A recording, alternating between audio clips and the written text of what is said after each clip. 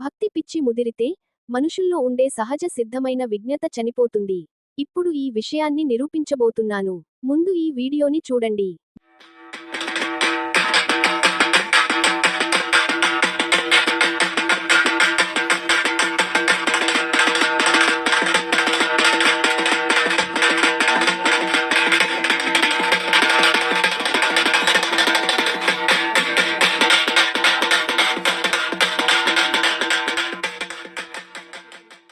వీడియోను చూశారు కదా. వీడియో చివర్లో ఏదో జరిగింది. అదేమిటో మీరు చెప్పగలరా?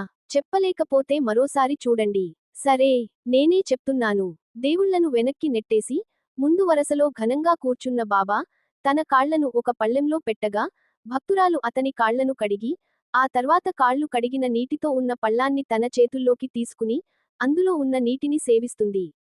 మీరు గమనించకపోతే, మరోసారి వీడియోని చూసి నిర్ధారించుకోండి.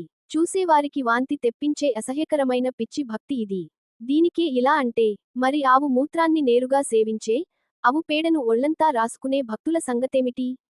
అంటారా? మీరన్నది నిజమే. అది ఇంకా జుగుప్సాకరమైన చర్యలు. మతం చట్టాన్ని సవాల్ చేస్తుంది. చట్టం మతం ముందు మౌనం వహిస్తుంది. మిత్రులారా, దయచేసి సబ్స్క్రైబ్, లైక్, కామెంట్, షేర్ చేయండి.